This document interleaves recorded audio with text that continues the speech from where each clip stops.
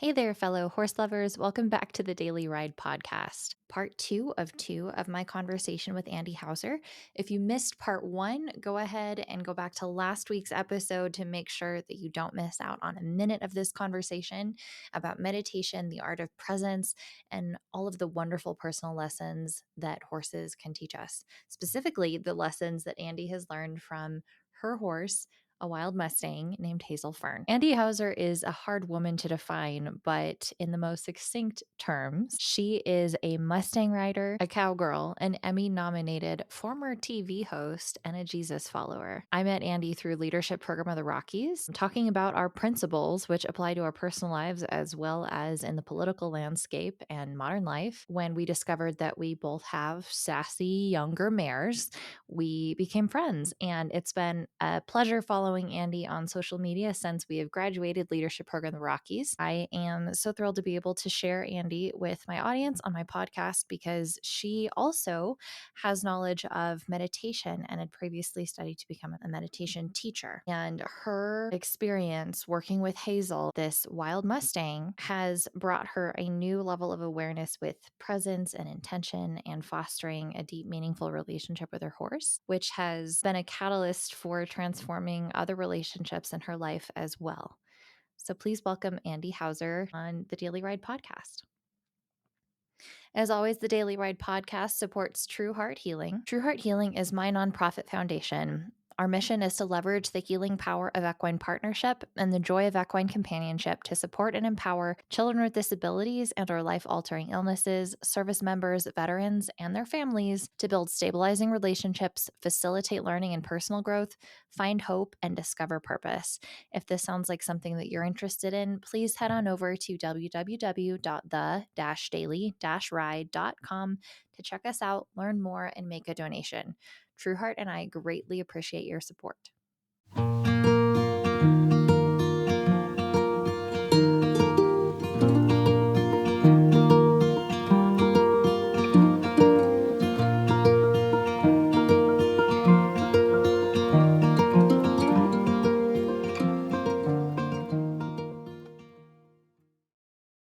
You mentioned early on in the conversation that you had been taking meditation classes. Mhm. How is being fully physically present different from what you would learn from your meditation? You know, in meditation, there's different types of meditation. You kind of do the sitting meditation, right? Where you've got your eyes closed in most cases. Some people will have them partially closed. And you're focusing on the feeling of your breath.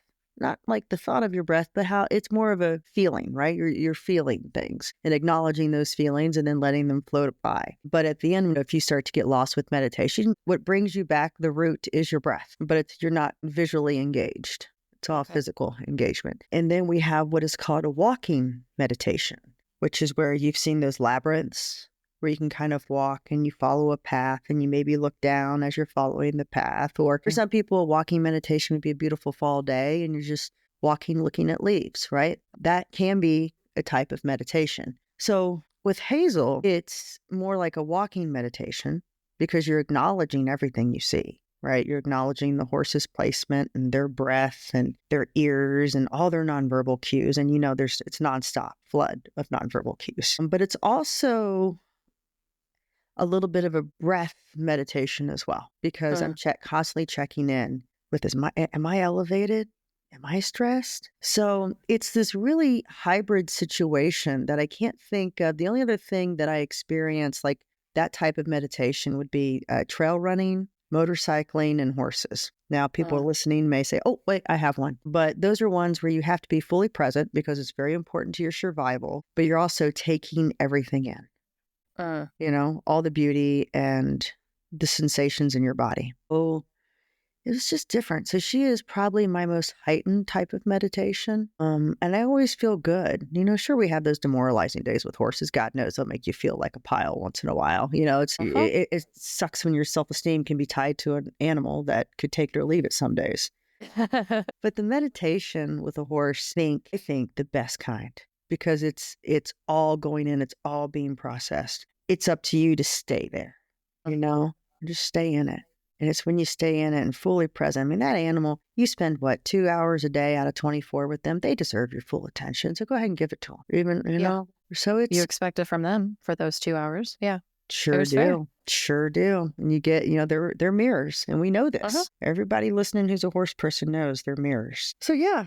So I think it's, the meditative process. I mean, you can do it sitting on a cushion, you can do it walking in the woods, or you can do it working your horse. You don't have to be riding, just working. So it's yeah. Yeah. It's interesting. I prefer that. I still will get on a cushion once in a while and close my eyes and just feel my breath, but I know Yeah. there's something else that's a little bit more interesting out there for meditation. So I prefer that. Yeah. But yeah, I taught meditation for a couple years. Oh, wow.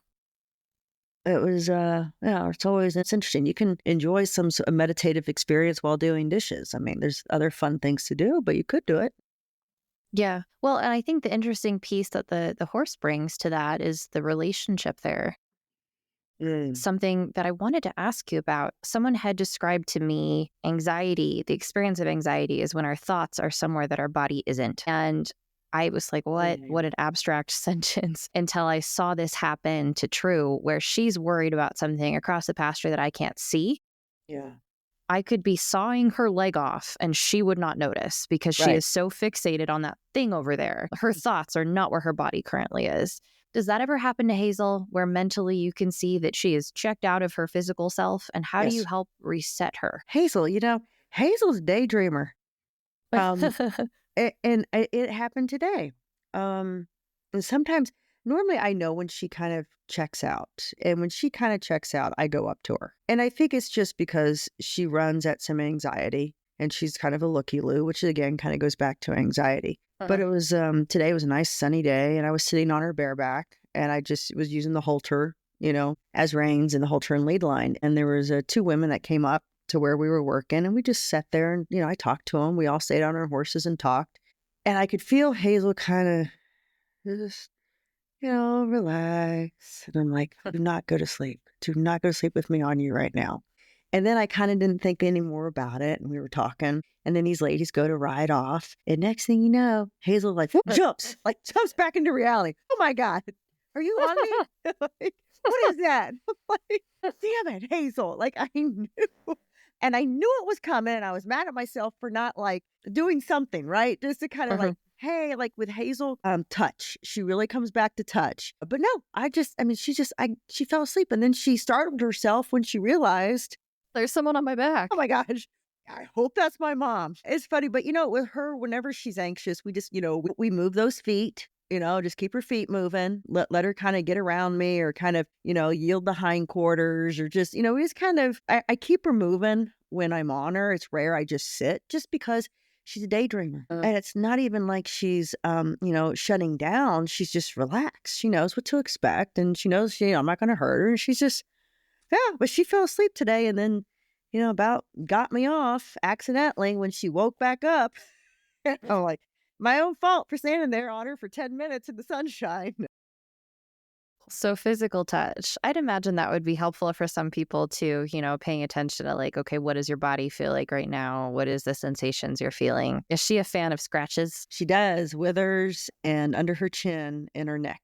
Yeah, Okay. for sure. For sure. She's down for that. Sometimes it's funny, she'll like to put her head right in my chest. And sometimes she likes that squeeze. And sometimes she's like, no, just let me touch you. Like, you don't have to touch me back. Like, I'm fine. Let me just be here. Mhm. No, it's unique. I've never been around a horse with the boundaries and parameters that she insists upon when we work together. But, it's easier Sounds like the to, juice is worth the squeeze. it is. I mean, she's beautiful and smart and athletic, so it's worth it. But it's been challenging. And it has brought me to my knees in tears and prayer more than once. How can listeners who may not have their own horses practice the same kind of mindfulness, presence, the lessons that Hazel's teaching you? I think anybody that has an animal in their life, you got a cat, you got a dog, I think there's a lot of ways that we miss to just connect with those animals and spend time with those animals. And I think,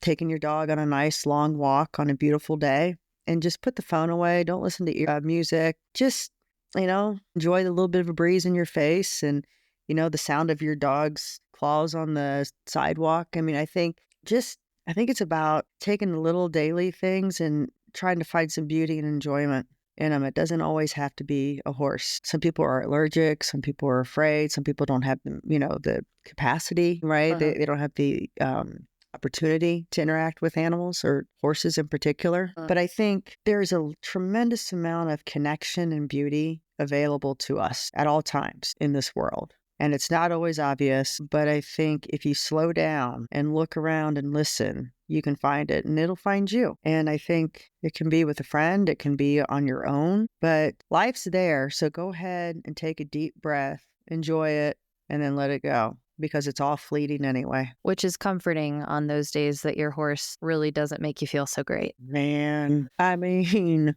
there's those days where I just like, well, honey, it just wasn't happening today, was it? But Morgan, you have those bad days and then you have those miraculous breakthroughs and you'll go on that high for a week or two. So you're right. I mean, I think it's just, you just kind of, if you're a horse person, you just keep on going back for more. Yep. So we're all kind of stubborn, but we all try to make the best of it and have fun. And, it's just, they're incredible animals. My Mustang, I don't recommend everybody run out and get a Mustang because it's not for everybody. They're different and they're harder. I bet they're very difficult and domestic horses too. I'm not saying it's just Mustangs, but you've got to have a certain mindset and know that you're going to have to work really diligently to gain that trust. And, they're going to set boundaries harder than probably any other horse you've ever been around. And that's up to you if you want to be a part of that or not. But, like I said, this horse and I have a good enough relationship. I call her, she comes, and it's not for treats. It's because she knows that we're going to go do something fun. I put And her your halter mama. on and we go. That's right. And we go. Sometimes we just ride bareback in a halter and sometimes we saddle it. She's versatile, but it's only by choice. She has the training and I reinforce the training, but at the end of the day, it's her willingness to be a part of it. And she's only willing if I'm going to be a loving and a fair handler. And a present one. Shoot, and a present. Do not daydream on that horse. She can daydream, but don't you do it. What do you think? So again, speaking in generalizations, domestic horses, even domestic horse breeds, like True, for example, I don't think she was really messed with much until I got her. Mm-hmm. But it wasn't a completely novel concept. People were not a strange concept to her. Right. Do you think that's kind of the basis of what makes Mustangs so different to work with, is that they have this sense of innate freedom with them? Mm-hmm. Yeah, I think, Hazel, the first experience she had really with people were probably at a distance trying to load her right into a corral and then get her on a trailer. Her first real experience would have been with my friend Kathy. And I think, it's one thing when you've got a little foal, or a little colt, something that's a few months old, 6 months old, that's had people interactions. And you've got, a horse that's 2.5 years old, it's never even been touched by a person. I mean, where the hell do you start, right? I mean, some people, they start with a pole from a distance and try to touch the horse with just to initiate some sort of contact. And, as the horse will accept more and more contact, which is also pressure, and not, move or kind of accept it, then you can kind of ramp up and do little by little by little. I mean, you can, there's guys out there that, they'll take a Mustang and, be able to be on that horse in 45 minutes to an hour. Would I recommend that? I do not. But it's a continual building of them accepting pressure, right? And then how far do you want to go? So I think that's the difference, is you get them at an older age in many cases. I mean, there's horses, that have first interaction with humans, they were 5 or 6. And it's not like a little colt you can just walk up and touch in most cases. So it's, you just got to know what you're doing and be willing to take it in baby steps. It seems like, and you're not the first person that I've heard this from, even once the training is there, they seem to retain this sense of wildness, even after years of being domesticated. Do you see that wildness in Hazel? I do. And usually, she's always just my looky-loo. I mean, and it's not like she's always ready to bolt. That's not the case. But she sees and hears everything and she'll react. Not in a extreme, uncontrollable way, but, there's always a reaction there. And it's like, I see that. Did you see that, Mom? Like and you just, I mean, I've never heard a horse blow as much as she did. I didn't know a horse did it as regularly, right? I Yeah. mean, she's part dragon. Yep. And, she's also kind of a boss mare. And it's like, well, I'm telling you what's here. So I think she'll always retain that. I think it's getting less and less. We started dragging, like in saddle, I'd rope a 45-gallon plastic barrel. And before I did that on her, obviously I did a lot of desensitizing so that when we got there, she wouldn't freak out on me. But Uh-huh. she was really good until she was good. I could rope it and we would pull it back, and she loved dragging it and watching it follow her. She didn't like when I would hold on to the rope and she felt like it was following her. Okay, so her walking backwards and her watching it comes towards her Yeah. was less scary.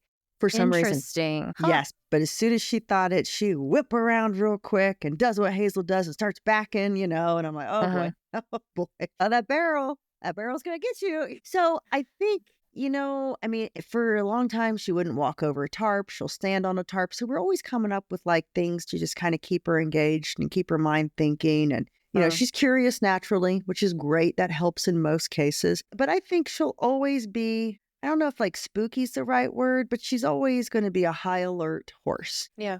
And Makes sense. that's okay. I mean, for me, it's not okay for everybody. Not everybody wants to deal with that. I'm Yeah. okay with it. Because, and I'll tell you, Morgan, I'm okay with it because I'm a very present rider. Yeah. Yeah.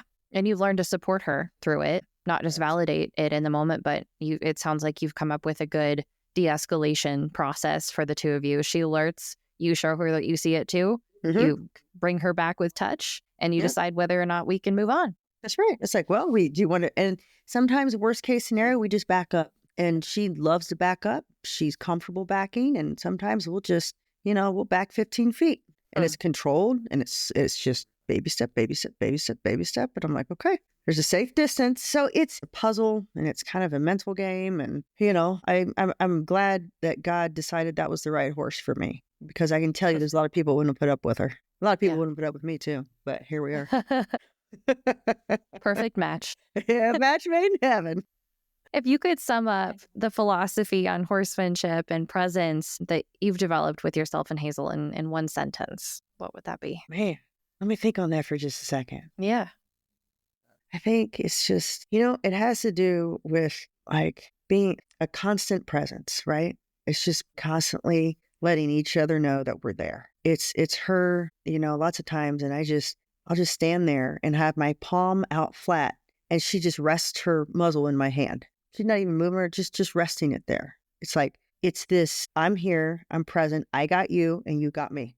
And that's why, no matter what's happened in my life, at one point, people are like, well, you don't really have time for a horse right now. You should get rid of her. I'm like, man, you don't understand. We are a support for one another in a way I really couldn't have imagined, but I don't want to not see it through. So I think it's just about being just mindfully present and Constantly. constantly. It is like, it's just like I said, if we just stand there and I got my hand out flat, she's just going to rest her muzzle in the palm of my hand. Maybe she'll wiggle her muzzle or her lips a little bit. She just wants to touch and know I'm there. And I think back, like, horses go through a lot, and we ask a lot, and we don't always know their history. I don't know what relationship she had, her family, right? Horses have a sense of family, and they have a herd, and they, I don't know what she missed, what she was ripped away from. I can imagine, and she's really had two people in her life, and that was my friend, Kathy, who rode Hazel bareback for the first time.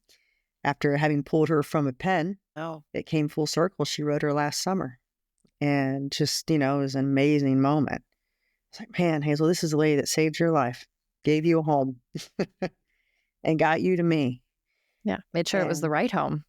Yeah, she did. She did. And Kathy and I have become very close. She's been a great teacher spiritually, and then also an incredible horsewoman. I mean, this is a woman that has horses that, yeah, she can ride them and do anything, but they also can sit on beanbag chairs and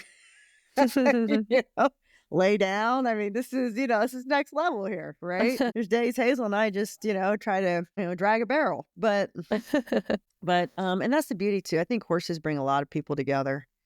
Mm. And man, it's just, if you can open yourself up to that world, I think there's a lot of beauty into it. There's a lot of frustration too, but you got to be willing to learn and ask questions. Because if somebody tells you they know everything about horses, they're a liar because there's Yeah. always something new. Yeah. My farrier loves to tell me that too. He's like, if you ever meet a farrier that tells you there's the best farrier and he knows everything there is to know about the hoof, he's wrong and run. Yes. Incorrect. He's like, I pride myself on telling you I'm mediocre at what I do because I'm constantly learning better ways to do it. Right. Yeah, but that's a constant student, and that's how I Yeah. am too. I mean, there's people I know that look at the groundwork Hazel and I do when she's feeling like a spicy little jalapeno. And, she will just buck and kick and just go crazy. And I know people go, I can't believe you're going to get on that thing. Like, give me 20 minutes. And sometimes that's all it takes. And you can just see the demeanor change. Mm-hmm. And she feels better. And she's like, in her head, and like, okay, I feel my body. Okay, let's work. Mm-hmm. It's just, it's a beautiful thing. I'm sure you've experienced that with True Yeah. more than once when Uh-huh. you think, this is nutty. This is never going to work today. And then, the switch flips and you see it. Yeah. And you go, Yeah. okay, well, you're going to cooperate. This is going to be a nice afternoon. All right. And it's like, and it cracks me up every time because I know those people are just like, I cannot believe. And then they go, oh, well, there they are. They're fine. Everybody's alive and breathing. So, There you go. but same as you, like I don't claim to, there are people that know way more than I do and have way more experience. But, I've just dug in really hard with this horse because she was worth it.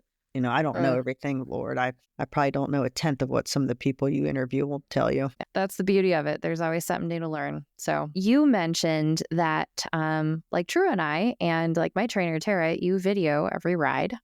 We Where do. can people follow your work and watch some of your rides? Oh, you want to see some of our train wrecks? Well, no, they used to be train wrecks. Now it's pretty normal, nice stuff. Well, I'm just Andi Hauser. I do a variety of things on Instagram, so I can be found ANDIHAUSER, and then on Facebook as well. But I still do some journalism work, so I still will run my mouth on political issues, as you know, Morgan. I'm not a quiet little wallflower, but I do sprinkle some horse videos in there because I think it kind of breaks tension because, everybody likes looking at horses. You might not want to ride them, but you like looking at them. Yeah, especially one as beautiful as Hazel. Oh, I know. That's all right. True's a beauty too. Something to be said for those colorful babies, but they're all Yep. beautiful. Hazel's best friend, Derby's just a sweet little bay. And I tell you what, I love that horse too. Yeah. But yeah, I just, it's really good talking to you, Morgan. I just so enjoy, it's always nice to connect with another horsewoman. And I think there's always so much we can learn from each other because we have the shared experience with horses, but every horse is so unique. Yes. Yes, absolutely. They're individuals like we are. But I remember, I think the first time I really got to chat with you, we were waiting in line at an LPR thing. And you're like, yeah, Yes. I'm dealing with this with my horse. I'm like, oh my gosh, me too. Yeah, right. And if nothing else, it is like this common ground to be like, well, Right. Yep. sister, I can sympathize. I know that's hard. I tell you what, the moments I feel most alive these days are working with that animal. And that's where for me, and I hate to limit it to that, but that is where a lot of life happens for me, is right Yeah. there. Yeah. What a gift we have. These We are beautiful very mares. fortunate, very fortunate. I know. And mares, I know they get some people don't always, care for mares, but Yeah. What is up with the sexism going cross species? what in the world? I'm like, listen, if you don't like a mare, it's just because you can't handle them. Yes. Yes. Well, thank you for taking the time Yeah, to chat with me tonight. I really Morgan, appreciate you. my pleasure. I enjoyed this Uh, thoroughly. It was a treat. Thank you, Morgan. I did as well. So it's good talking to you, sister. Thank you so much for joining us for this wonderful conversation with Andi Hauser on the Daily Ride podcast.